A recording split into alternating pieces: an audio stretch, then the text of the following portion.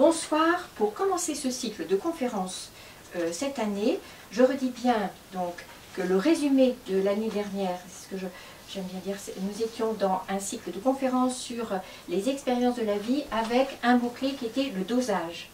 Trop ou pas assez, parler mais pas trop, comprendre mais pas trop, des conflits beaucoup. Donc on était vraiment dans quelque chose, une première étape pour revisiter notre vie au quotidien. Et cette année, donc, le titre du cycle de conférences, ce sont les blessures du manque. Et bien sûr, là, nous n'allons pas être dans du dosage, mais nous allons être dans du deuil. De quoi est-ce que nous avons besoin de faire le deuil? C'est ta question tout à l'heure, Céline, donc, sur les différents thèmes. Donc je commence aujourd'hui, et je suis bien contente d'avoir choisi ce thème sur le manque.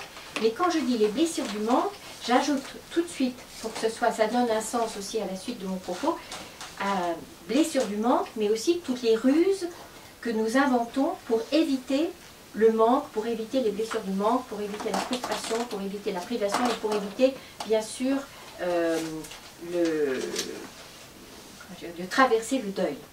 C'est bien les blessures et les ruses, c'est ce que je voulais dire. Donc,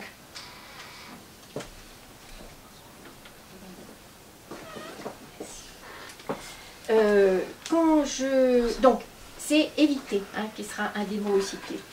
Quand je parle de dire non, ce que j'ai bien mis ici, n'oubliez pas, j'y reviendrai un petit peu, mais j'aimerais bien que ce soit déjà inscrit dans votre tête, c'est dire non aux autres, mais dire non à soi-même.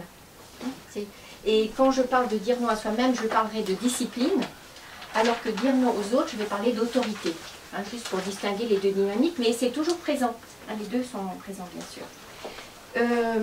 Quand je parle de dire non, avant d'attaquer sur les 4 registres, dire non, ça peut être simplement donc, dire, exprimer non, ça peut dire aussi entendre non, ça peut dire redire et insister et exiger de faire entendre non, ça peut être aussi rappeler non comme un rappel à la loi, et ça peut être aussi incarner le non que j'exprime. Et donc on est du côté du modèle aussi, pas simplement un vœu, mais quelque chose qui dit j'habite le non que j'exprime et je suis capable effectivement de doubler ma parole d'un modèle d'autorité ou de discipline et de cohérence. C'était les deux choses que je voulais retenir. Et puis le dernier que je voulais mettre, c'est aussi transmettre le non. Transmettre cette capacité, à travers les modèles d'autres choses, cette capacité à être dans quelque chose de juste, que je vais bien sûr développer maintenant, à propos de la place de ce non dans notre vie. Alors, quelques mots-clés pour chacune de ces deux dynamiques. Initialement, donc j'étais partie de privation. Tout de suite, j'ai voulu évidemment voir l'intérêt de bien distinguer privation et frustration. Je ferai un petit tableau tout à l'heure pour bien redire la distinction. Ensuite, bien sûr, dès qu'on parle de privation, le mot-clé dont je parle beaucoup dans les livres aussi, c'est celui de la punition, que je vais aussi distinguer de la privation. Et bien sûr, au fur et à mesure que je m'intéressais à ce thème, pour moi-même y plonger, évidemment, il y avait le mot bouderie. Là, je vois que je n'avais pas mis une petite flèche, mais vous pouvez rajouter la flèche. Bouderie qui serait comme un échantillon très significatif de toute cette question du manque, s'imposer du manque, imposer à l'autre. Et donc, on arrive à la position extrême d'imposer sa loi par le fait d'imposer du manque ou de faire du chantage. Donc, je vais bien sûr parcourir les 4...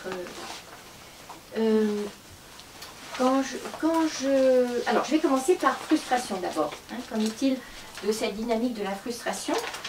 Quand je parle de frustration, donc, c'est ici, je redis ce que j'ai déjà posé dans mes propositions de conférence, la frustration, c'est l'expérience d'un désir non satisfait. Ce qui est complètement de l'ordre de la santé à une condition. Pour que ce soit de l'ordre de la santé, c'est important que le désir soit accueilli, entendu, perçu, reformulé, mais pas forcément satisfait. Et donc ça, c'est la condition. Je peux signifier à la personne, alors à l'enfant par exemple, et ça peut être à n'importe quel âge, à la personne qui exprime son désir, que j'entends l'importance de ce désir pour elle, parce qu'elle est constitutive de son identité, plutôt il est ce désir constitutif de son identité, mais c'est pas parce que j'entends que je vais satisfaire.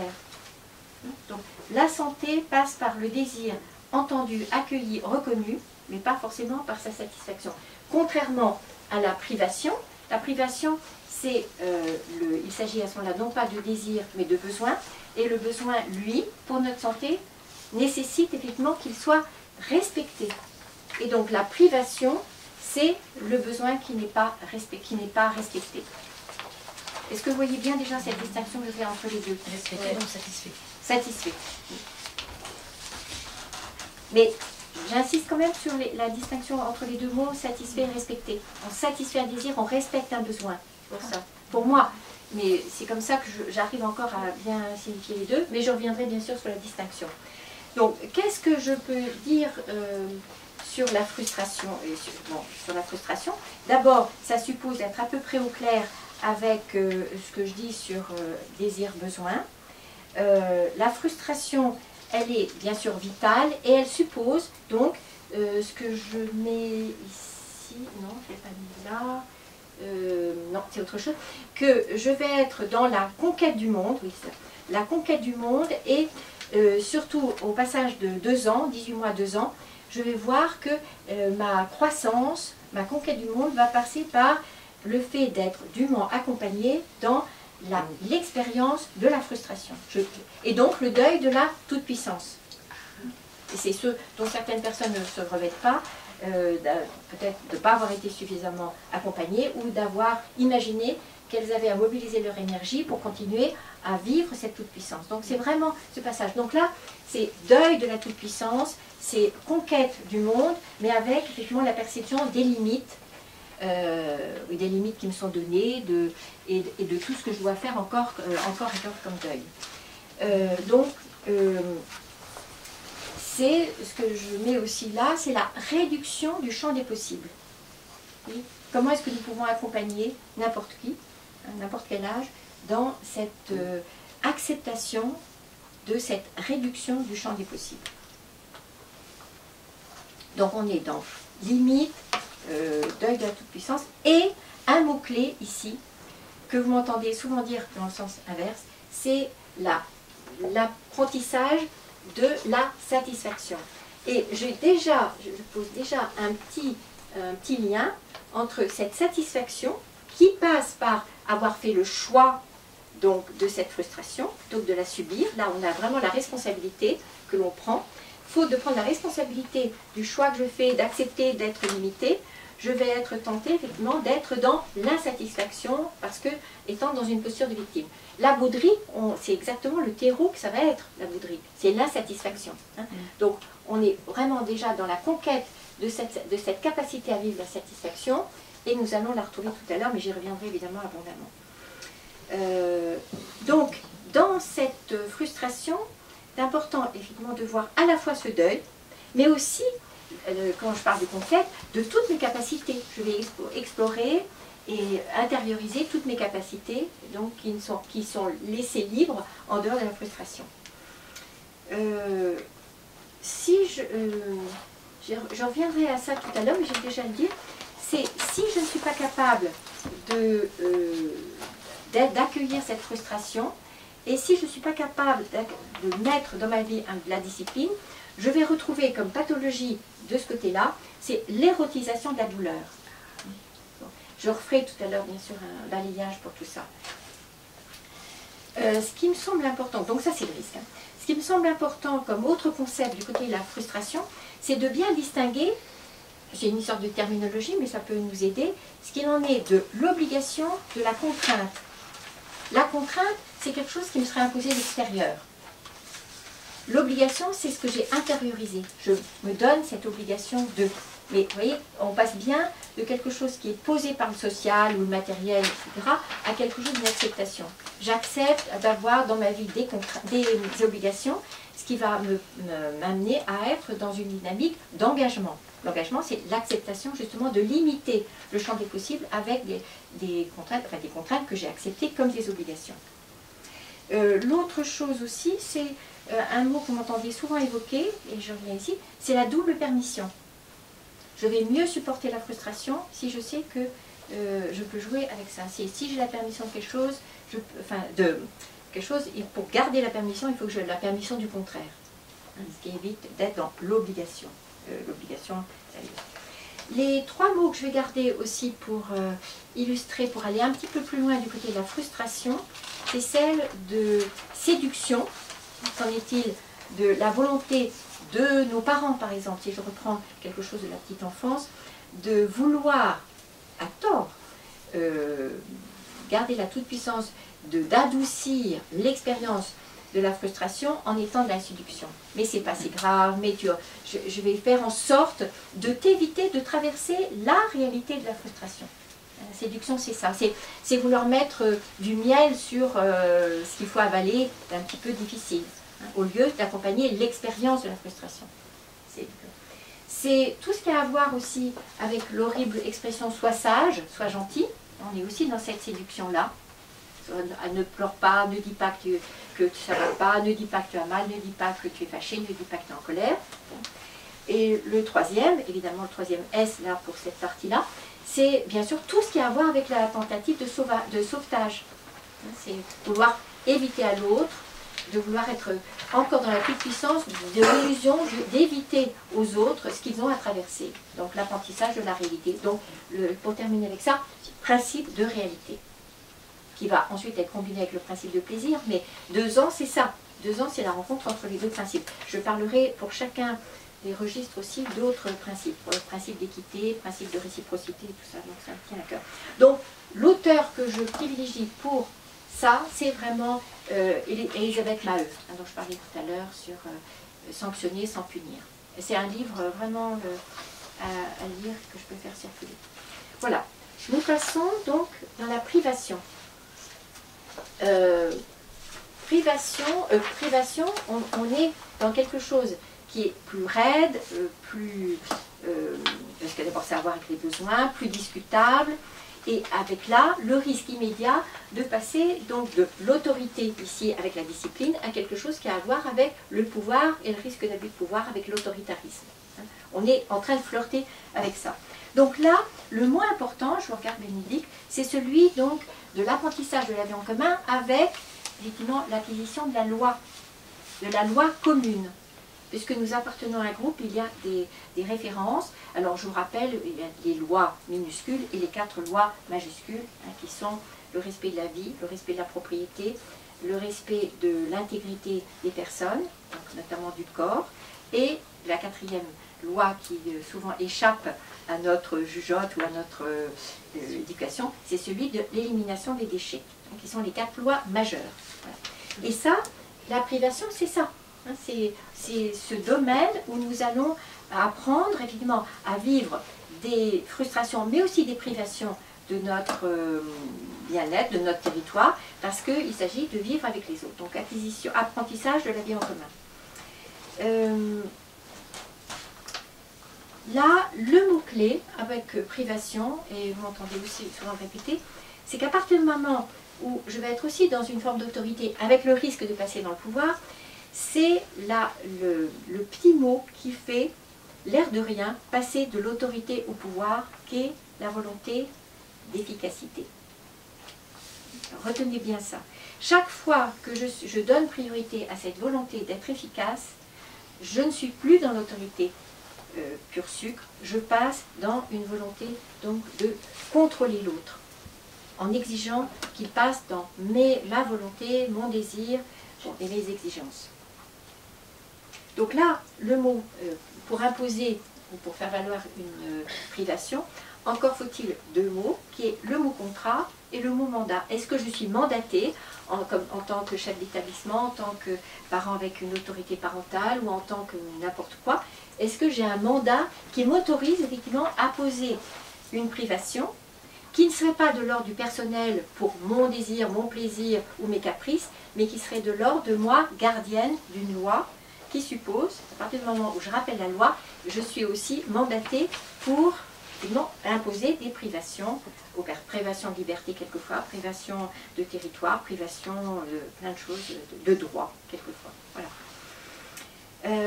Donc le mot légitimité, hein, important ici. Les risques, comme tout à l'heure on avait érotisation de la douleur, ici on va avoir bien sûr ce que j'ai déjà dit, le risque des jeux de pouvoir et d'abus de pouvoir et toujours ce petit mot de contrôle, hein, efficacité, contrôle qui sont cousins germains. À retenir comme mot important, je l'ai dit déjà tout à l'heure, c'est quelque chose qui a à voir avec la discipline que j'oppose à... Là, je suis en train de vous tester pour savoir si vous écoutez. Si c'est pas discipline, c'est quoi? Autorité. Ah non, effort. Effort. Là, c'est la discipline au sens que quelque chose qui est habité par pas toutes les conditions que je viens d'énumérer. Ici, autre chose à propos de la privation, c'est toujours distinguer contrat de moyens, contrat de résultat. Ce qui revient à ce que je disais sur l'efficacité.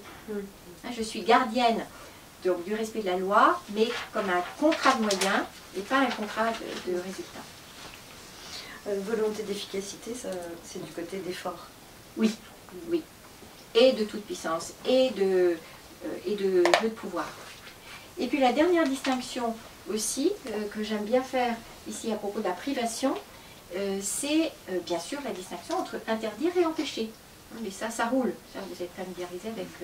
c'est bon, n'est-ce pas, Julien? Et entre défi et objectif. Et entre défi et objectif. Mon autorité me donne donc toute légitimité à rappeler les interdits, et j'ai à faire le deuil donc de vouloir empêcher, ce qui me mettrait dans la position évidemment de toute puissance et d'abus.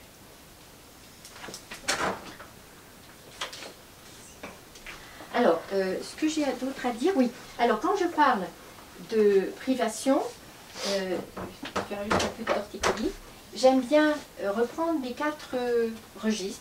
Il peut y en avoir d'autres, hein, bien sûr, mais j'ai voulu mettre ceux qui me semblaient les plus utiles pour notre réflexion sur la privation. Qu'en est-il donc de quelque chose qui a à voir avec le pratique et la logistique? Ça, on revient aussi à frustration, je ne peux pas tout faire, je ne peux pas tout avoir, etc. Mais c'est un registre important. J'ai le registre légal, quelles sont donc les contraintes posées par la loi, avec toujours la distinction entre ce qui est légal, ce qui est juste, et ce qui est équitable ou égalitaire. Hein, toutes ces choses qui sont un autre registre, évidemment. Ce qui a à voir avec la morale, bien ou mal, et ce qui a à voir avec l'éthique, qui va être un mot qui va être un fil directeur pour mes troisième et quatrième colonne, c'est-à-dire la punition, la bouderie. Voilà, les 4 registres. Donc, là, c'est ce qui est possible ou pas possible. Là, c'est ce qui est autorisé ou interdit. Là-bas, c'est ce qui est bien ou mal. Et là, quelle est la distinction que je fais pour l'éthique? Juste. Oui, ce qui a du sens ou pas. Voilà, du sens, ce qui est juste. Voilà.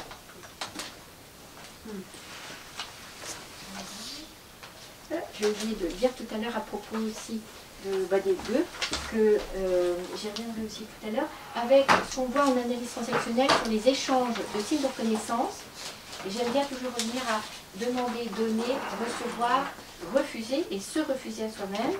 Et j'y reviendrai à propos du travail de Evan Nagy, parce que lui parle effectivement de rendre, il ne parle pas de demander, il parle juste de donner, recevoir et rendre, hein, dans toujours cette dynamique de la dette transgénérationnelle, donc la verticale, et dette à l'horizontale aussi fraternelle, avec un système effectivement qui n'a pas à voir avec les valeurs, qui a à voir vraiment avec l'empirique de nos relations d'humains.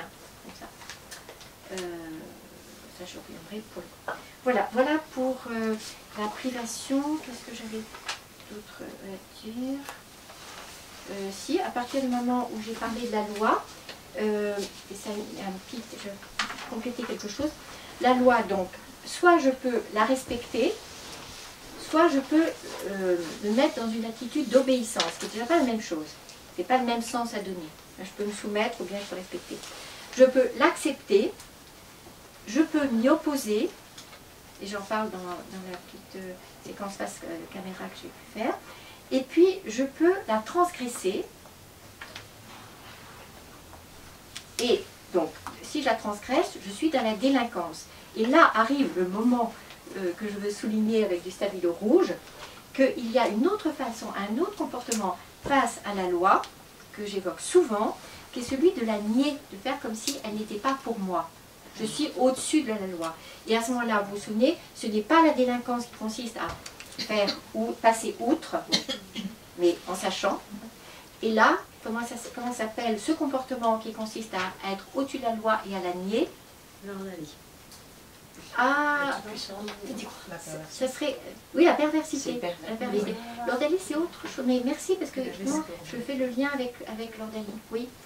Mais là, ce serait la perversité, hein, qui est comme si ça n'existait pas pour moi. Je suis dans la toute-puissance, soit du bébé, soit du tyran, soit voilà, d'autres personnages. Donc, je suis au-dessus. Et alors, accepter la loi et la respecter, c'est quoi la nuance? Je peux accepter qu'elle existe, Ouais. et puis ensuite, j'ai autre chose, c'est-à-dire je passe, enfin, je suis concernée dans mon action ou dans mes actes.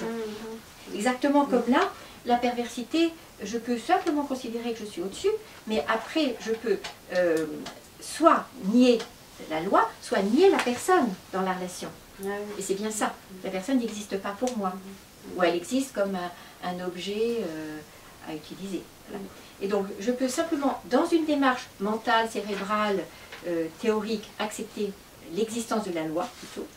Et puis ensuite, je peux être, après l'avoir accepté, être dans une transgression. Ouais. Mais, donc je rappelais dans Face Caméra qu'en 92, il y avait donc un sujet de bac qui était peut-on s'opposer à la loi, et que tous les étudiants, tous les candidats au bac avaient confondu s'opposer à la loi et la transgresser. Et ça, je voulais le redire comme quelque chose qui est un signe de notre culture, hein, qui confond, effectivement, s'opposer et transgresser. S'opposer, il y a la désobéissance civile, etc. Et puis il y a quelque chose qui a à voir avec rester dans transgresser. le légal tout en, Oui, tout oui. en s'opposant. Voilà, s'opposer n'a vraiment autre chose. Donc ça, bien sûr, j'aurai l'occasion d'y revenir. Quand je parle de la loi aussi, ou des lois, enfin, de ces 4 registres, qu'est-ce que j'ai à prendre en considération?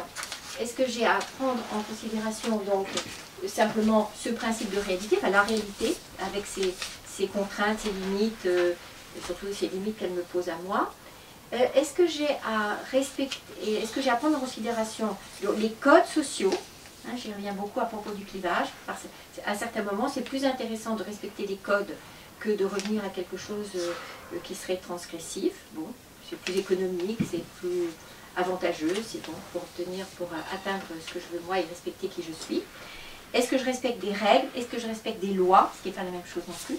La loi et la règle et les règlements, hein, ce sont 3 registres différents. Est-ce que je prends en considération quelque chose du groupe, qui n'est pas la même chose que prendre en considération quelque chose d'une personne? Donc voilà, il y a toute la déclinaison de est-ce que je prends en considération mes besoins, est-ce que je prends en considération quelque chose de moi, de mes limites aussi. Donc, quand je prends en considération une personne, est-ce que je suis d'abord attentive à ses besoins, proximité, attachement, liberté de mouvement, etc. Ou est-ce que je suis plutôt attentive, prends en considération ses désirs, ou est-ce que je prends en considération quelque chose de ses valeurs, de ses principes, de ses contraintes. C'est aussi important ça. Notamment avec les persévérants, hein, avec T.B. Keller, j'ai aussi, pour respecter la personne, intérêt vraiment à prendre en compte, à prendre en considération. Ça ne veut pas dire que j'y adhère, ça ne veut pas dire que je vais les acheter, mais j'ai à considérer cette personne avec ça, avec ses valeurs, ses principes, son cadre de référence, en fait, toujours. Y compris si cette personne transgresse la loi, du coup. Ben, je peux désapprouver quelque chose de son comportement, mais moi j'ai à prendre en compte que c'est sa façon d'être au monde. Sans chercher à changer. Enfin, je ne sais pas ça, mais déjà de passer par cette étape, d'avoir assez du jote pour voir que c'est sa façon d'être au monde. Au lieu d'ignorer ça, au lieu de faire comme si ça n'existait pas. Alors, je passe ensuite, je dirais si j'ai oublié quelque chose à propos de cette étape-là.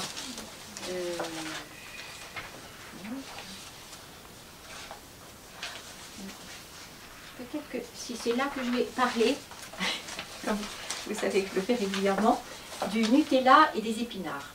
Bon. Alors, vous m'avez déjà entendu. Donc, le Nutella peut être objet soit de frustration, soit de privation, soit de punition. Hein, c'est mon objet d'illustration, de même que les épinards. Donc, et c'est important de voir donc, tout ce qui est le sous-texte, que c'est la légende. Bon. Donc, je peux dire, après avoir lu tout ce qu'il y a, tout ce qui compose le Nutella, qu'il n'est pas question qu'il y ait un pot de Nutella à la maison. Donc, je peux dire, mes chéris, à la maison, il n'y a pas de Nutella. Donc, je suis dans la frustration. D'accord. Et puis, je peux avoir acheté aussi un pot de Nutella, le géant de préférence, et je peux dire à ce moment-là, non, aujourd'hui il n'y aura pas de Nutella. Donc il y a un léger message paradoxal, hein, parce que j'apporte là de quoi évidemment attiser la gourmandise et là l'illusion qu'on va avoir droit à accès au pot, mais je suis dans la privation.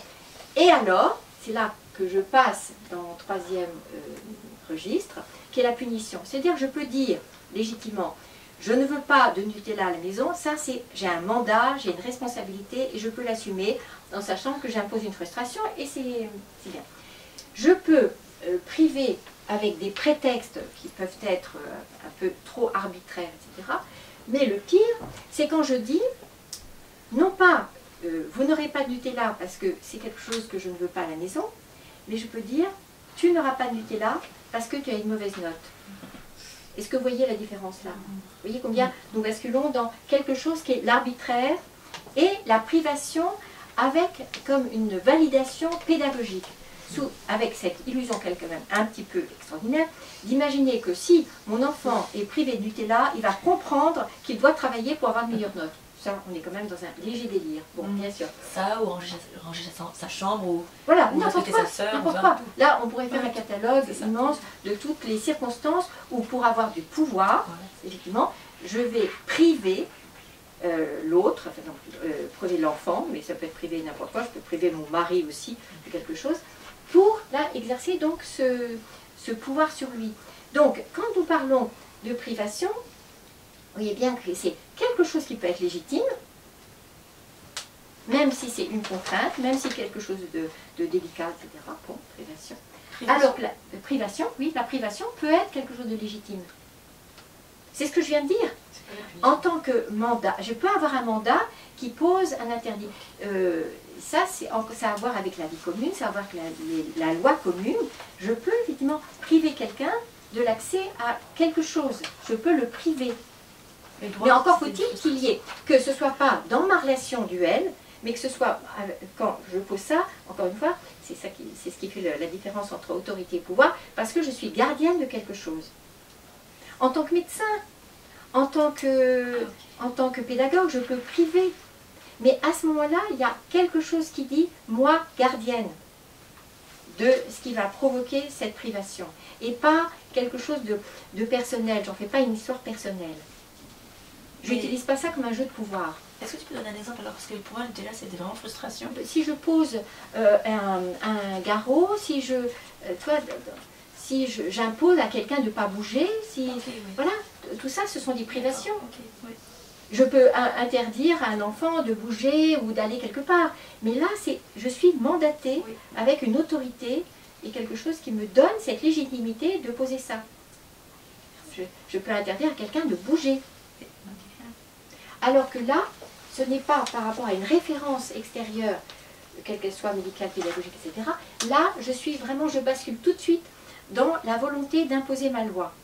Et donc dans un jeu de pouvoir. Imposer ma loi, ça sera encore plus fort dans la bouderie, on va voir.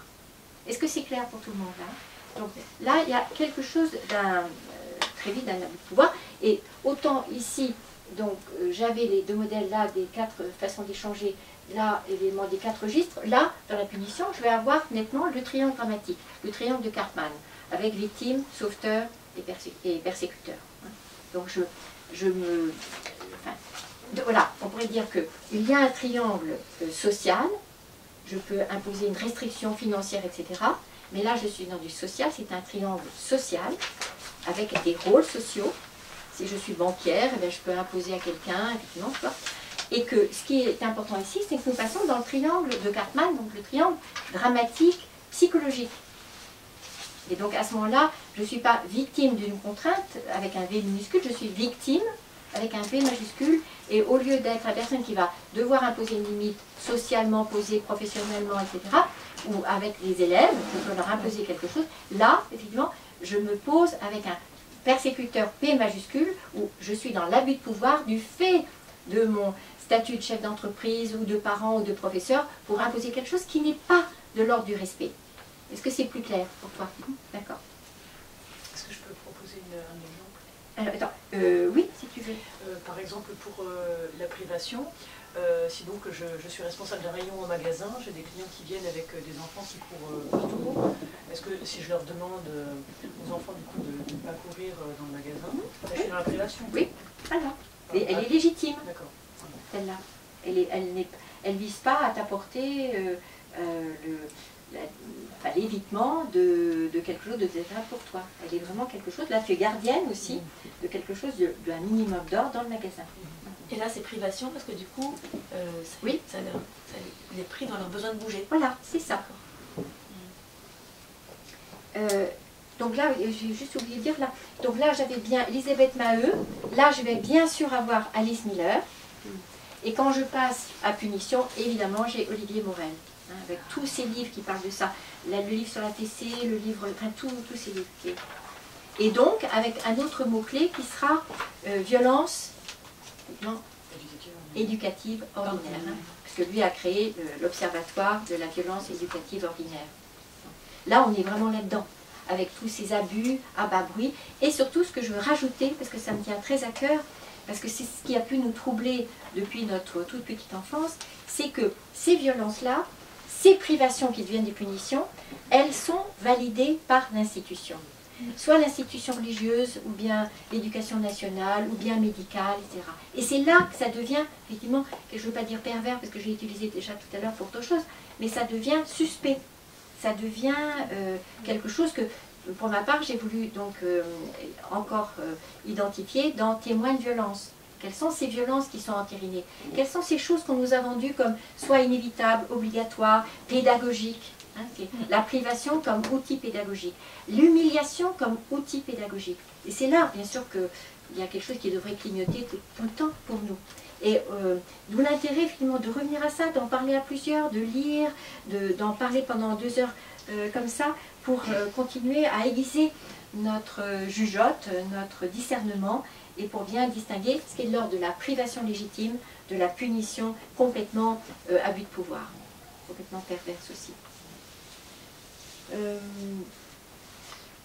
Alors j'étais donc le Nutella, donc Nutella ça va, vous voyez comment ça peut circuler dans une maison. Hein. Donc si je ne me sens pas suffisamment équipée pour avoir une autorité et savoir à quel moment je donne le nom du Nutella, j'ai intérêt à ne pas en acheter. Hein, c'est évident, parce que très vite nous sommes dans le message paradoxal.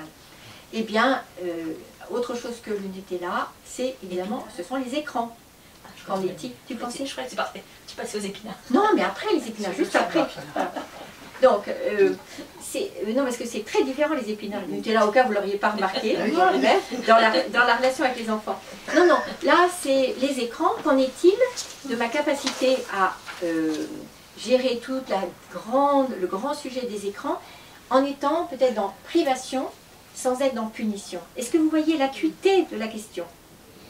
Est-ce que je me donne tout à coup le droit de dire tu n'auras pas d'écran le week-end parce que tu n'as pas rangé ta chambre, tu n'as pas fait ton travail, etc. Et là, on est absolument dans le jeu de pouvoir.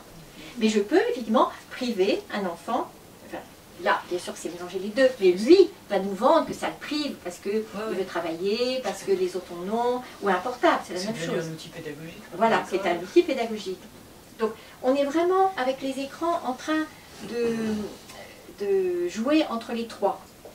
Moi, j'ai envie de dire, a priori, là, que je frustrerais l'enfant en lui interdisant l'écran, mais qu'en lui permettant l'écran, je le prive de tout le reste dont il a besoin. Non, alors pour moi, c'est pas ça. C'est que je dis non, et donc je lui impose une frustration, mais si lui, évidemment, ne respecte pas le contrat à propos de l'écran, c'est lui qui va se priver.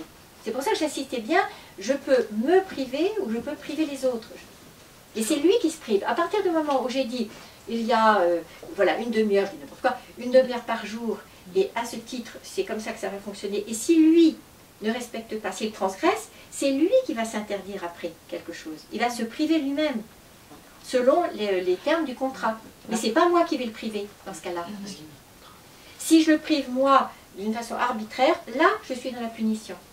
Oui, c'est ça que je veux dire. C'est quelque chose qui survient tout de suite. Je veux dire, bah, tu Oui. vas pas... Ça c'est réactif, Voilà, oui. alors que je peux avoir envisagé dans le contrat quelque chose qui va faire que lui prend la responsabilité de transgresser ou pas, mais s'il a transgressé, c'est lui qui se prive. D'accord. En même temps, C'est le prêt à payer. C'est le prêt à ce payer. contrat-là dont tu parles d'une demi-heure, par exemple, prive de 1 heure, Oui. prive dans le temps déjà. Là, toi, tu prives d'une durée infinie.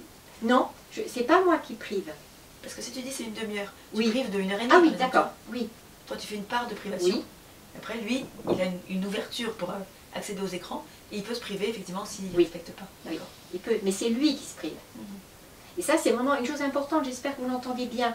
Parce que je vois bien qu'un mot que je n'ai pas dit ici, c'est aussi le terme de la culpabilité. Enfin, c'est bien sûr ce qui se passe avec nos enfants, oui, mais quand même, c'est pas comme ça chez les autres, etc. Je pourrais bien me sentir coupable de ne pas apporter autant de satisfaction et autant de oui à mes enfants. Donc les enfants peuvent jouer sur cette culpabilité. Alors que, ici, donc là, il y avait satisfaction, je l'ai pas mis là. Satisfaction, risque de culpabilité, et là, qu'est-ce que je vais avoir? Là, vous allez répondre très vite, comme un seul homme. Violence. Violence, mais pouvoir. Comment ça? Qu'est-ce que j'ai? Là, j'ai culpabilité, qu'est-ce que je vais avoir là? Ben oui, heureusement que là, Cécile. Bravo. Mais oui, la punition est toujours quelque chose à voir avec la honte. Mais il est quand même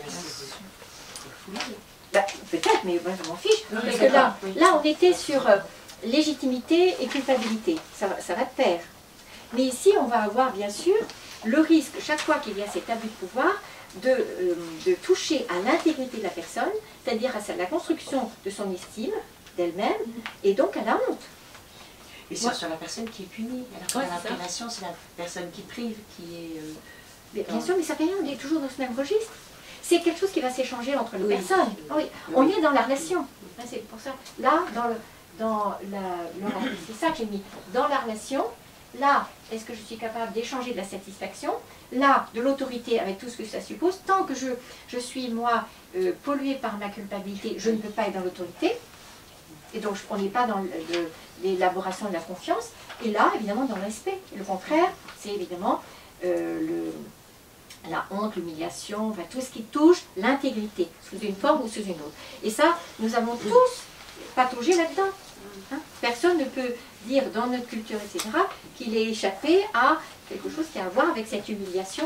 Et donc, les punitions, nous en avons forcément eu. Moi, j'ai pensé, Aliette, Oui. à ce mot de punition, et à ce que ça faisait vivre à un enfant, donc à moi en particulier, et aux enfants. Et je vois ce lien avec la honte, dans le sens où, si j'ai une punition, il y a quelque chose qui... Je ne mérite pas de vivre quelque chose ou d'avoir quelque chose. Et du coup, ça vient toucher mon identité. Exactement. Et on va avoir pire là. Je vais y revenir pour la bouderie. Mais je vais juste arriver à ça. Alors, parce que sinon vous allez me dire que j'ai oublié les épinards. Donc, quand je parle de Nutella, je parle de quelque chose qui a à voir avec la privation du oui, de l'accès au oui. Hein, c'est je veux du Nutella. Les épinards, c'est l'inverse. Donc là, avec le Nutella, on est dans la même question donc, de cette progression qui a à voir avec le gavage alimentaire, qui est à ce moment-là aussi une violence, bien sûr, toujours. Donc, est-ce que je me sens la légitimité de priver de Nutella, et est-ce que je me sens effectivement aussi la légitimité d'être bien en relation en acceptant de donner à mon enfant, si je reste dans ce registre-là, la légitimité de dire non et d'être respecté dans le non aux épinards. Est-ce que vous voyez bien hein, la similarité? Ce qui rejoint ce que vous disiez, Bénédicte, hein, sur quelque chose qui se passe en miroir dans la relation. Est-ce que moi j'accepte effectivement le non pour permettre à la personne effectivement d'intérioriser le non, la légitimité de dire non aux épinards? Ça me semble vraiment toujours important de bien le redire. Voilà, j'ai fini avec Nutella et épinards. C'est-à-dire que là, on retrouve bien la distinction que je fais entre confiance et contrôle. Je te fais confiance pour savoir, toi, ce que tu veux, ce qui est bon pour toi, et moi, j'abandonne l'idée que je saurai mieux que toi ce qui est bon pour toi, et donc je nous fais confiance mutuellement. Mais ça suppose que je fasse le deuil de cette croyance, de cette illusion, et de ce modèle que j'ai sans doute reçu des figures parentales. Alors, quand je parle de punition, quel est le mot qui déjà vous brûlez de dire par opposition? Sanction. Oui. Donc, ça, c'est une chose sur laquelle je reviens dans le premier livre, notamment, hein, beaucoup, qui sont, bien sûr, qui représentent une option alternative, la sanction, à la punition. Parce que quand je dis comme ça au détour d'une phrase ou d'une conversation, mais non, pas de punition, évidemment, immédiatement, on projette sur moi que je serai dans un laxisme échevelé et que mes enfants auraient le droit de tout faire, etc. Sans voir qu'il y a effectivement une troisième voie, c'est ni la punition qui est quelque chose de fasciste, ni le tout est possible avec quelque chose de laxiste, mais que la structuration des relations de la loi avec la loi commune dans une vie société, c'est celle de la sanction, qui a deux mérites. Le mérite d'abord de reprendre, de réinvestir la loi, et ensuite de restaurer la légitimité de la personne qui a fauté, non pas donc par une privation, mais par quelque chose en plus. Donc on est avec sanction et réparation. Je ne vais pas bien sûr m'étendre sur la distinction entre les deux, parce que ce n'est pas l'objectif et la priorité de ce soir, mais c'est quand même intéressant, hein, si vous voulez en savoir plus, il y a toujours le pénal et le civil, hein, sur lequel je reviens dans d'autres conférences. Voilà. Ce qui est important aussi, c'est un mot que je n'ai pas encore dit, c'est le risque de l'impunité. Ce qui est très troublant pour les petits, pour les grands. Ce soir, il y a deux émissions sur Arte, sur évidemment le scandale des banques, des prime time, etc. Et c'est important de voir le trouble pour nous tous de cette impunité garantie, donc au tout-puissant, banquier, enfin tous ces gens-là, à ces gangsters, comme c'est le sous-titre de l'émission de ce soir. Mais pour les enfants, nous, déjà ça nous choque évidemment beaucoup, mais pour les enfants, c'est plus grave qu'on l'imagine. Parce que ça me permet de revenir à un autre concept, qui est celui de notre besoin de justice. Alors ça, c'est cette Françoise Rougeul, hein, qui reprend donc, dans le livre de chez Erol, donc J'aide mon ado à grandir, qui reprend beaucoup cette idée du besoin de justice, du besoin d'équité, du besoin de réciprocité. C'est important. Et donc, s'il n'y a pas quelque chose d'une part de la présence d'une sanction et de la justice ou la justesse de la sanction, s'il y a quelque chose de trop désorganisé ou de trop disproportionné, il y a quelque chose évidemment qui va arrêter cette construction de quelque chose de juste dans ma position, dans ma façon d'être au monde. Donc, avec ce Ivan Nagy, je ne sais pas, ce On croit, il reprend bien sûr le concept d'équité, bien sûr des loyautés invisibles, des loyautés tout court, des loyautés transgénérationnelles, que nous pouvons être amenés effectivement à payer quelque chose qui n'a pas été juste, hein, des générations après, avec le concept des secrets évidemment, et il parle aussi du cahier de compte, du livre de compte qui existe dans toutes les familles. Il y a une comptabilité bien sûr le plus souvent non verbalisée, non consciente quelquefois, mais à laquelle nous sommes tous soumis, ce cahier de compte. Avec ce qui a pu se passer 3 générations vient encore peut-être m'handicaper dans ma liberté de choix, dans ma liberté de relation, dans ma liberté de choix professionnel ou personnel, dans ma liberté de tous les choix de ma vie, d'où l'intérêt évidemment de tout ce travail en transgénérationnel qui nous permet de trouver l'origine de toutes ces répétitions, de ces maladies ou de ces sabotages ou de ces interdits. Voilà. C'est ce qu'il appelle d'ailleurs l'éthique relationnelle. Il parle bien d'éthique. Conflit de loyauté. Alors c'est ça, ce qu'il dit bien dans son livre, c'est que quand il y a une opposition, on voit ça surtout dans les couples, quand il y a non-cohérence entre la loyauté verticale, c'est-à-dire ma loyauté à mes figures parentales, et la loyauté horizontale, celle de la fratrie ou celle dans mon couple, c'est ce qu'on va appeler typiquement les conflits de loyauté. Un conflit sur 2 dans un couple est un conflit de territoire et un conflit de loyauté. Quand j'ai territoire, c'est ça aussi. De ce que j'ai investi dans ma façon d'être au monde. Donc, je disais bien tout à l'heure, je revenais au principe, hein, principe d'équité, principe de réciprocité. Et ça, c'est là, qu'on le veuille ou pas, ça existe. Avec tout le système des dettes. Hein. Et quelles sont mes dettes supposées, réelles, imaginaires à mes parents, quelles sont les dettes que je pourrais créer effectivement avec quelque chose où je ne reconnaîtrais pas l'asymétrie des dettes avec mes enfants. Hein. D'où ce que je vous dis chaque fois à peu près, le livre Ce que je crois d'Albert Memmi, hein, être père ou l'art de donner, être fils ou l'art de recevoir. Parce que là, il y a forcément asymétrie. Au lieu de vouloir rendre à mes parents, comment est-ce que je peux moi me mettre dans la dynamique de rendre à mes enfants ou de donner à mes enfants pour poursuivre cette logique donc, de loyauté, et pas dans le sens que l'on croit souvent.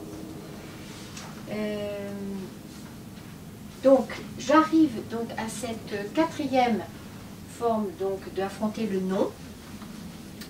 Et alors, là, ce que je me suis dit, en référence aussi un peu avec le stage d'été, que ce que ça vient toucher, la bouderie, à la fois chez celui qui boude, mais celui à qui il est imposé de vivre cette violence-là, c'est l'injonction n'existe pas. Là, on avait un des piliers de tout ce qui est destructeur pour nous très très profondément parce que ça touche l'intégrité. Là, on avait la honte, mais là, on va avoir l'injonction n'existe pas. Est-ce que vous voyez que c'est ça le noyau? Ça m'est vraiment venu tout à l'heure cet après-midi, que si je vis mal mon interlocuteur qui boude, c'est probablement parce qu'il touche justement cette injonction n'existe pas. Hein. Nous avons tous eu, un jour ou l'autre, quelque chose de cette violence qui n'existe pas, très subtile. L'injonction, ce n'est jamais verbalisé comme tel, mais nous recevons ce message, effectivement, sur quelque chose de très intime et de très qui touche notre dignité. Donc, existe, n'existe pas. Et c'est à ce moment-là, évidemment, je le relis au comportement ordalique, évidemment, Claire, vous aviez bien raison tout à l'heure. Et donc, cette bouderie, oui. Bouderie, est-ce que c'est du coup, ça rejoint la passivité agressive? Alors, c'est la version un peu plus soft de la bouderie. Parce que dans la passivité, mais c'est jumeau. Mais dans la passivité agressive, il y a quand même quelque chose qui fait exister l'autre. La bouderie, on est vraiment dans la version la plus radicale, on est la version extrême de la disparition de je suis une vie, tu n'existes pas pour moi. Donc, soit je te regarde plus, soit je te parle plus, soit je vais dans une autre pièce, sans légender, parce que je peux tout à fait dire, là j'en ai trop marre, mais je légende, ce qui fait exister l'autre comme interlocuteur qui a du prix pour moi, qui a de la valeur pour moi. Donc là, on est dans ce qu'il y a vraiment de plus dur dans ce non. Parce que je ne dis pas non à un propos, je ne dis pas non à un acte, je dis non à la personne elle-même. À quelque chose de son identité, de son droit d'exister. Donc la bouderie est vraiment donc la façon que les enfants trouvent en désespoir de cause, bien sûr pour résister à quelque chose d'une violence ou autre chose, mais que nous avons pu continuer évidemment à pratiquer pour imposer notre loi. Ce que je dis et je redis que la privation est ce qui nous donne le plus de pouvoir, et on voit bien ça chez les enfants qui s'aperçoivent que c'est en ne donnant pas, en restant sur le pot plus longtemps, qu'ils vont avoir du pouvoir. Et donc ça c'est une découverte très séduisante, mais qui peut être évidemment intégrée dans notre boîte à outils comme quelque chose de royal, mais quelque chose effectivement de très violent. Alors qu'est-ce que la bouderie nous fait éviter? Parce que c'est le mot éviter qui est important. C'est éviter l'émotion, c'est éviter la relation, c'est éviter le conflit, c'est éviter le désaccord, c'est éviter la confrontation à l'autre.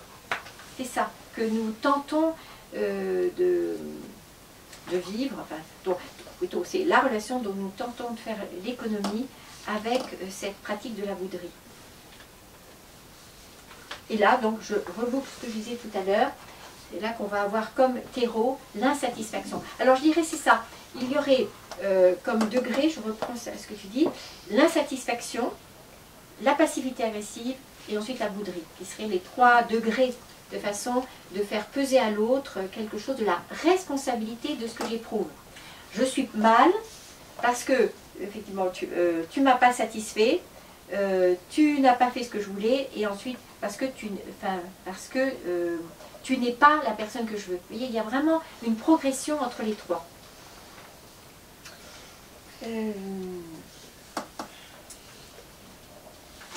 Voilà. Qu'est-ce que j'ai d'autre à dire? Oui, ce qui est important, le mot que je n'ai pas encore dit à propos de la bouderie, c'est le côté implicite. C'est parce que c'est implicite, parce qu'il n'y a pas de légende. Hein, vous voyez bien, ce n'est pas le fait de dire je ne parle pas, mais soit je ne parle pas et là ça devient de la bouderie, soit je peux te dire vraiment là je ne suis pas en état, il y a quelque chose qui ne va pas, soit je ne suis pas disponible, soit parce que je trop soit.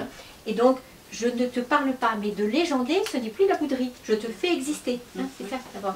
Parce que nous ne sommes pas condamnés à parler, surtout vous savez, parler ne pas trop. Voilà. Donc la bouderie, certains auteurs distinguent quelque chose qui serait défensif.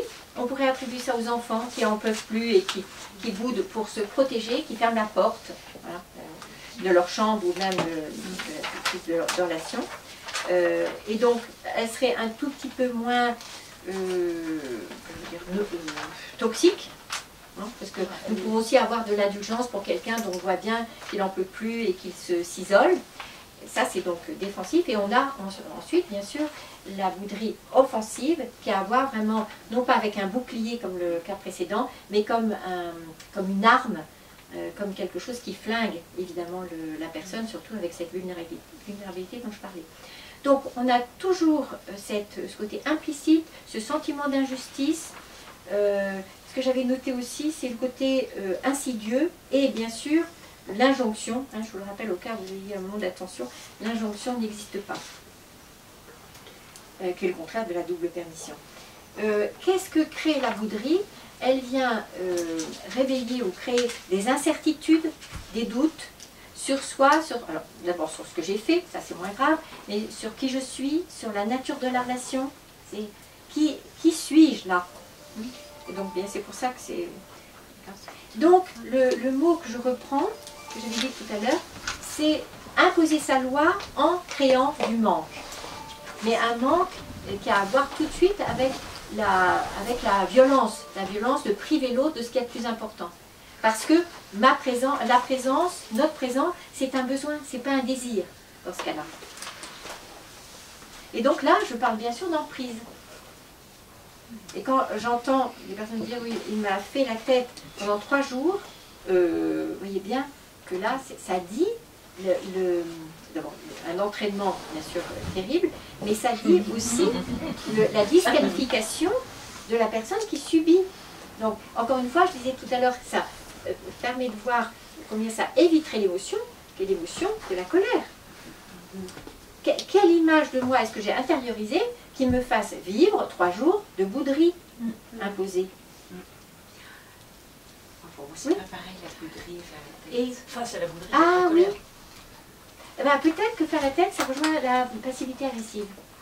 Ah oui, parce que je trouve que c'est autre chose, la bouderie, il y a une sorte Oui, d'isolement de peut-être. faire la tête, l'autre, c'est à l'autre pour faire non. Oui, mais c'est peut-être une histoire de sémantique aussi. La bouderie, Ça peut être C'est très très violent, violent, faire la tête. Enfin, pour moi, c'est pas la même chose que la bouderie. C'est-à-dire que dans la bouderie, ce qui peut nous toucher aussi, c'est la référence à un comportement enfantin. Oui, c'est ça. Oui. Alors que la passivité agressive, on est dans quelque chose de plus mature, de plus adulte. Voilà, c'est ce qui me vient à l'esprit. L'autre chose que j'ai pas dit... Oui, et donc, quand je parlais tout à l'heure de l'injonction n'existe pas, l'autre mot, on a beaucoup travaillé donc cet été aussi, c'est pourquoi est-ce que c'est tellement, tellement, tellement violent, hein, c'est que ça touche cette chose la plus universelle, la plus archaïque, la plus délicate en chacun de nous, c'est la peur de l'abandon. Et n'oubliez pas que je ne dis pas la peur d'être abandonné, je dis la peur de l'abandon, au sens où moi j'ai peur d'être abandonné, mais j'ai peur aussi de t'abandonner. Il y a dans les deux cas, c'est toujours à conjuguer en réciprocité. Moi, je trouve que ça touche aussi l'impuissance. Bien sûr, bien sûr, bien sûr. Mais pas de la même façon que là, vous voyez, c'est pour ça que je dis bien qu'il y a une progression. Hein. Parce que, en fait, quand vous dites impuissance, je résiste un peu. Impuissance, ça a quand même toujours à voir avec action. Alors que là, c'est avec indignité. Avec disparition. Ça touche l'identité et ça touche vraiment quelque chose de plus fort encore. C'est pour ça que là, je parle bien de culpabilité et je parle bien de honte. Là. C'est pas la même chose. Oui, moi je relis beaucoup à l'enfant. C'est ça. Un peu plus. Mais l'enfant il peut vivre l'impuissance dans la frustration, la privation. Là, c'est autre chose dans la bouderie. Si je dis, ah ben, je te parle plus, je plus, mais même l'expression au combien, bon, quand même extraordinaire, c'est puisque c'est comme ça, tu n'es plus mon fils ou tu n'es plus ma fille. On n'est pas dans l'impuissance, on est dans de la disparition, on est dans n'existe pas, on est dans je te gomme. Donc c'est pas l'impuissance. Oui, parce qu'on la retrouve ailleurs. On la retrouve ailleurs, voilà, c'est ça. Non, c'est pas spécifique. Alors que cette indignité, oui. Oui, complètement. Alors, je reprends. Ce que j'avais à rajouter encore dans punition, je vois. Oui, le mot, je ne crois pas l'avoir dit tout à l'heure, avec punition, c'était aussi la vengeance. Puisque c'est ça, c'est toi qui disais, je réagis, puisque tu n'as pas voulu m'obéir, voilà. On n'est pas dans le cadre d'un contrat ou d'une règle ou d'un règlement, on est dans la réactivité qui est le terreau évidemment de la toute-puissance. Je vais parler. Donc, ah oui, c'est ça que je n'ai pas encore dit,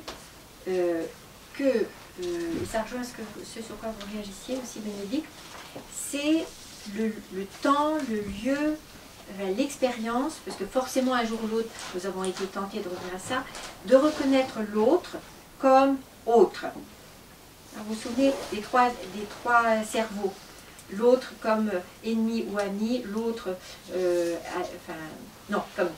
comme ennemi, l'autre comme ami peut-être, et ensuite, dans le cerveau, dans le néocortex, c'est là que nous apprenons à reconnaître l'autre comme autre.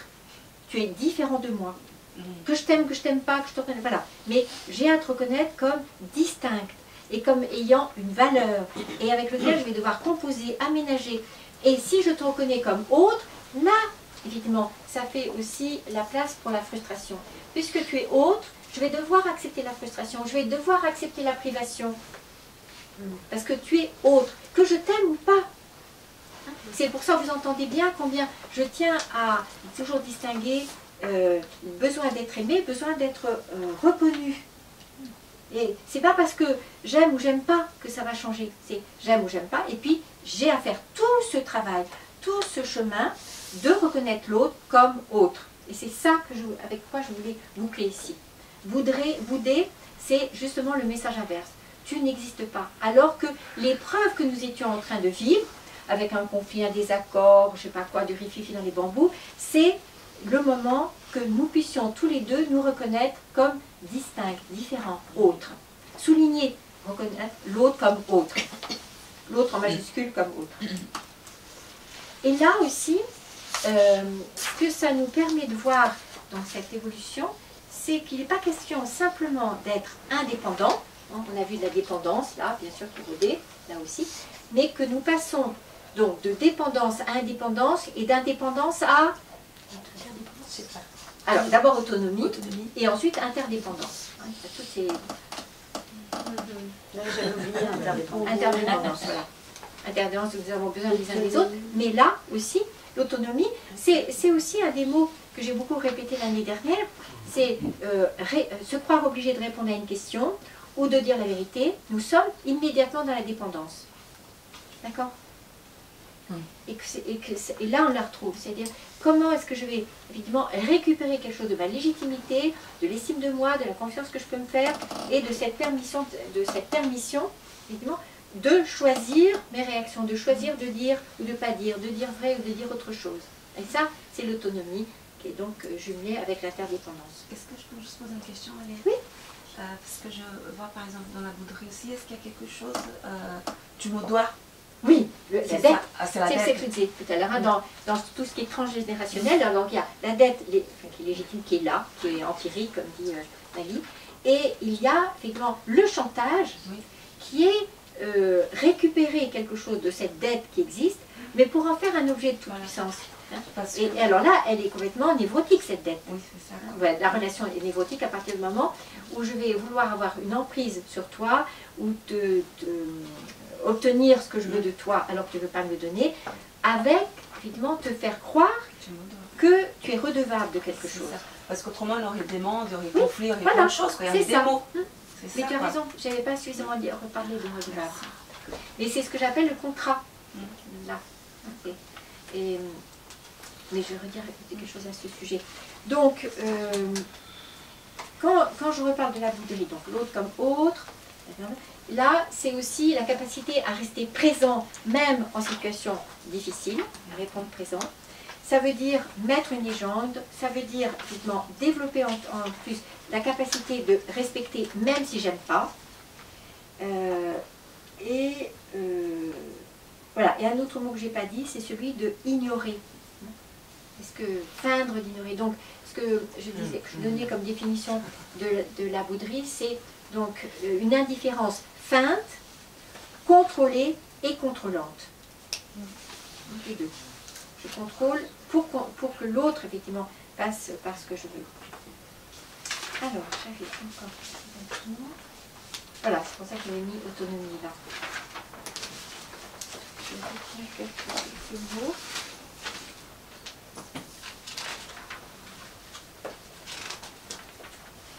Oui, je n'ai pas parlé des châtiments corporels, donc là c'est tellement petit temps là. Quelque chose que je voulais ajouter.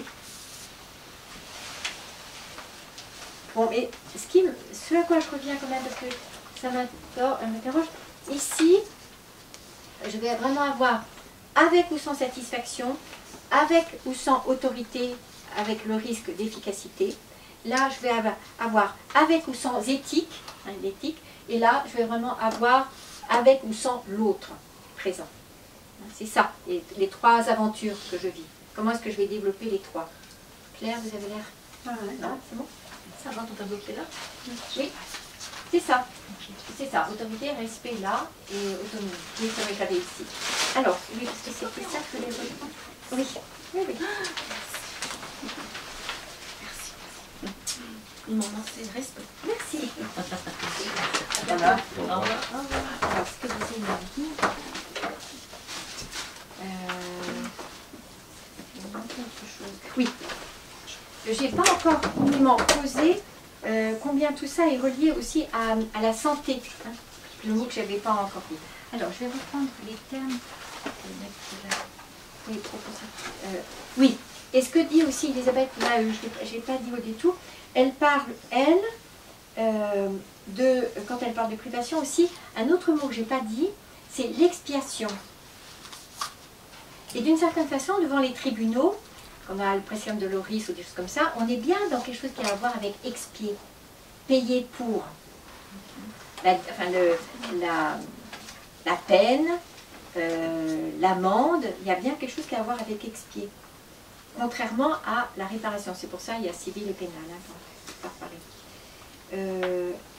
elle parle aussi, dans toutes ces dynamiques-là, du recours au tiers, hein, pour médiateurs, négociateurs, conciliateurs et tout ça. Et puis, il y a aussi, elle en parle bien dans son livre, quelque chose qui a à voir avec... alors, elle parle de la publicité. Je ne l'aurais pas dit comme ça, mais le besoin aussi, notamment dans une classe, de donner un exemple. La punition pourrait aussi avoir, quelquefois, avec peut-être un risque d'abus, la fonction de donner un exemple. Voilà ce qui se passe quand. Bien sûr, un contre-exemple du coup. Un contre-exemple du coup. Non, non, pas forcément, non. Ça serait une modélisation de ce qui se passe en cas de transgression. Non, non, non, c'est pas forcément. Un peu comme une menace, du coup, c'est privation. C'est ça, ce serait, voilà, ce serait une menace. Alors là, il n'y a pas forcément de menace. C'est plutôt, ça revient plutôt à ce que je disais tout à l'heure, excuse-moi, de bien montrer ce que vous évoquiez tout à l'heure, Bénédicte, sur le prix à payer. Voilà, vous avez le choix de respecter ou pas. Si vous ne respectez pas, voilà le prix à payer. Mais c'est l'illustration, c'est pas qu'une déclaration d'intention, mais ça pourrait être l'illustration de ça aussi. Alors, oui, c'est ça. Ce qui m'importe avec ce tableau, hein, je le disais déjà tout à l'heure avec toujours Ivan Nagy, que quand dans la thérapie contextuelle, dans l'éthique relationnelle comme il l'appelle, on n'a pas exactement ce même tableau. Lui parle de donner, recevoir, rendre. Et là, on est vraiment dans quelque chose qui a à voir avec une logique verticale. Hein, c'est ce que je rappelais avec Albert Memmi sur recevoir et puis rendre. Mais alors, ce qui est étonnant, et je crois que ce tableau, il a plutôt à voir avec quelque chose de notre appartenance sociale à l'horizontale, l'importance de demander pour éviter d'être dans des attentes, l'importance de savoir donner, évidemment, plutôt que priver, l'importance de savoir recevoir au lieu d'accuser les autres de ne pas savoir donner. Hein, il ne me dit jamais que, il ne me donne jamais, mais alors que souvent nous nous apercevons que c'est nous qui ne savons pas recevoir, et c'est pas ça. Et puis, bien sûr, je tenais beaucoup à indiquer ce devant refuser, et je peux refuser aux autres, et je peux me refuser avec quelque chose qui peut être un scénario. C'est dans la bouderie. C'est dans la bouderie aussi. Je me refuse et je te refuse. Hein, ça peut être doux. Mais là aussi, ça suppose de faire un petit peu arrêt sur image et de balayer dans notre corps pour savoir si, effectivement, nous avons suffisamment développé les 4 permissions. Les 4. Hein. Et chacun de nous est plutôt à l'aise avec 2 de ces permissions et en difficulté. Mais bon, ici, quand je parle, j'aurais pu dire sur un autre papier, je souligne se refuser, refuser et se refuser, parce qu'on retrouve bien sûr la logique du non, hein, avec tout ce que ça entraîne. Donc, à partir de cette logique aussi soit horizontale, soit verticale d'ailleurs, on a bien sûr l'équilibre entre les devoirs et les droits. Et l'autre jour, j'entendais une émission sur, je crois que c'était les migrants, et en fait, ça m'a un peu alerté. On parlait des droits des migrants au lieu de parler de nos devoirs d'accueil. Et c'est pas la même chose. Parce que tout à coup, ça stérilise quelque chose aussi de notre propre responsabilité d'accueil. Un peu comme quelque chose qui aurait à voir avec le droit des enfants au lieu du devoir des parents.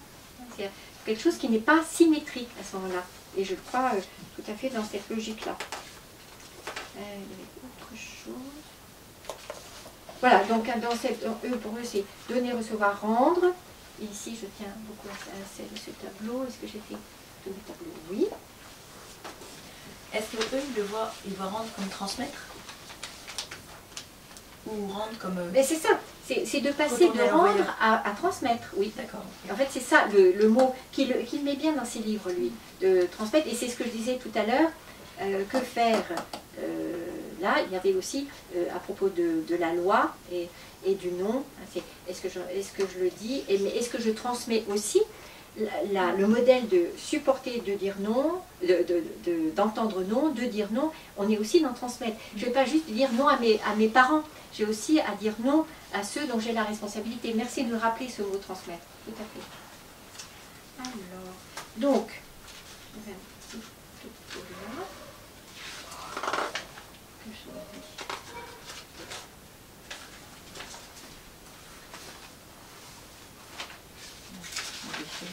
Quatre petites phrases que je vais garder pour maintenant.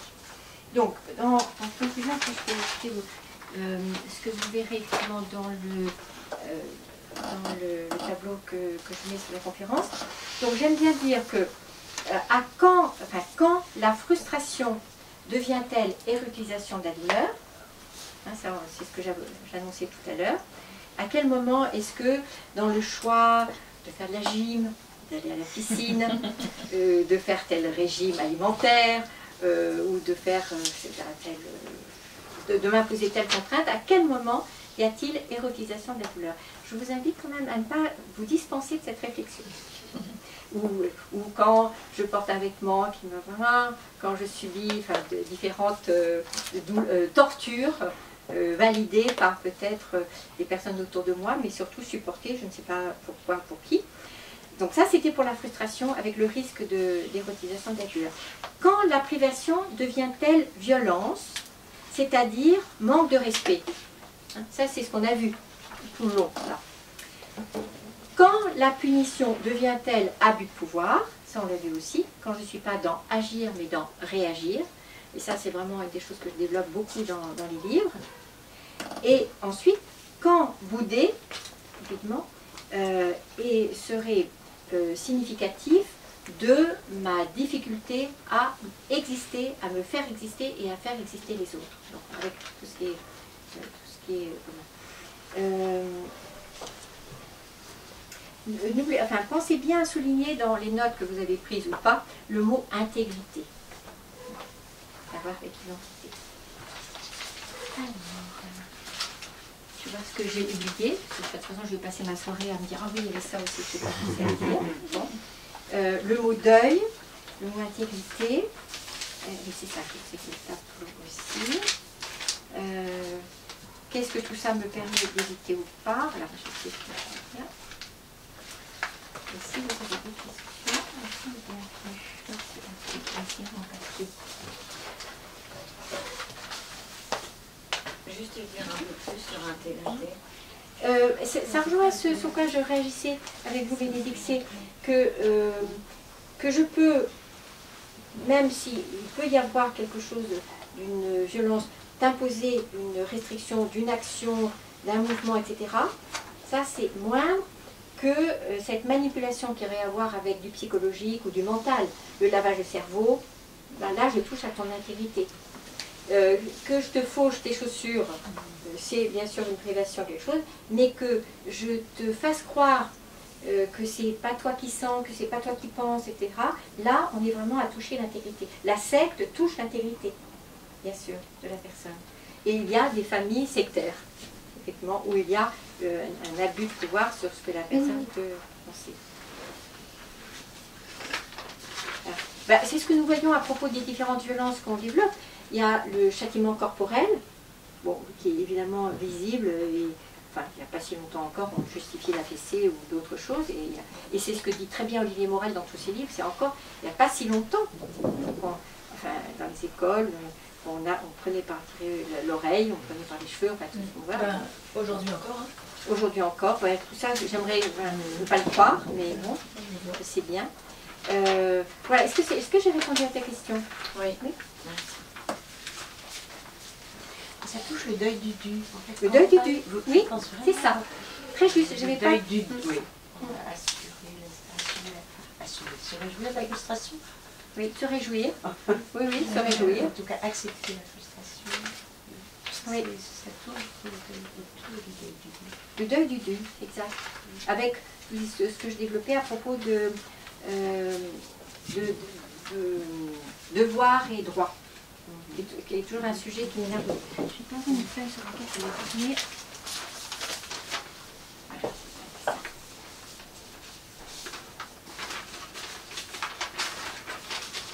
Donc, ce sur quoi je voulais revenir là, c'est vraiment non, je crois que je l'ai bien dit là, et surtout la progression entre les trois. C'est mieux, j'accepte effectivement de vivre la frustration en m'envoyant donc actrice moi et pas victime, mieux je peux passer effectivement à l'étape suivante, mieux je peux résister ensuite à tout ce qui a à voir avec la punition, et mieux je peux me dispenser d'être dans cette forme extrême de violence qui serait la bouderie. Des questions? Bon, je vous remercie de votre attention. Je vais arrêter là. Je vous remercie. Merci Pierre aussi. Je vous en prie. Merci à toi. Et donc, ce que je garderai en référence aussi à cet été, les trois piliers vraiment de la potentielle destruction ou du manque de construction, il y a toujours n'existe pas, la honte et la peur de l'abandon. Hein. On avait vraiment vu comme les trois piliers, les trois choses auxquelles nous avons apporté attention. Voilà. Des questions auxquelles je réponds volontiers, des contestations, des illustrations.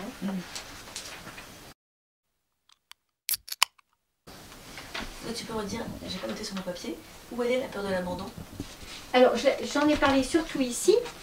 Ça, c'est la version extrême, parce qu'elle est doublée donc, des deux autres. Hein, donc, je pourrais dire que la privation, la peur de l'abandon, elle peut être un peu partout, mais là, elle est cumulée avec la honte que j'ai retrouvée ici et la honte et le n'existe pas. Voilà. C'est le n'existe pas qui va faire de la peur de l'abandon quelque chose de gravissime. Les trois piliers n'existent pas la honte, etc. C'est les trois piliers de la bouderie. De la violence. De la violence qui s'oppose aux 12 piliers que vous trouvez sur mon site, les 12 piliers de la santé, avec les 12 mots, les 12 verbes en P.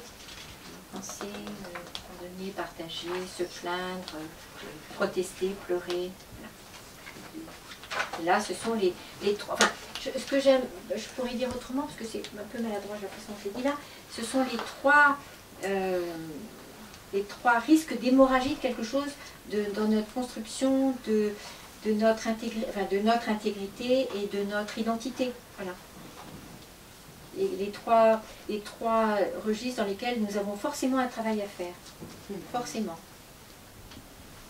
Avec toujours le risque de confondre honte et culpabilité. Derrière la honte, toujours derrière la culpabilité, la honte, et que j'aurais dit bien que pour éviter d'aller travailler la honte, nous mettons plutôt en place de quoi travailler de la culpabilité. Il y a toujours de la culpabilité, mais ça n'a rien à voir vraiment comme implication et comme nature de travail en profondeur. Et je rappelle que si nous sommes la proie de quelqu'un qui nous manipule, donc on peut avoir ça surtout dans Punissant André, c'est qu'il y a forcément une blessure de honte. Notre vulnérabilité face à la manipulation révèle toujours quelque chose d'une honte qui n'a pas été traitée, d'une humiliation qui reste encore comme une hémorragie potentielle d'estime de soi. Y a-t-il d'autres questions? Oui, moi j'avais mis par rapport à l'ordalie là. Oui. Le lien entre bouderie et ordalie, ce serait la conséquence, ce comportement-là? Non, alors le lien que je fais, c'est que faute d'être en relation avec les figures parentales, enfin, les personnes de ma condition humaine, c'est à ce moment-là que désespéré d'obtenir des gages de mon importance et de ma valeur avec eux, je sollicite les dieux de l'Olympe. C'est ça. Et que c'est mon dernier recours. Donc, oui, je vais d'une certaine façon désespérément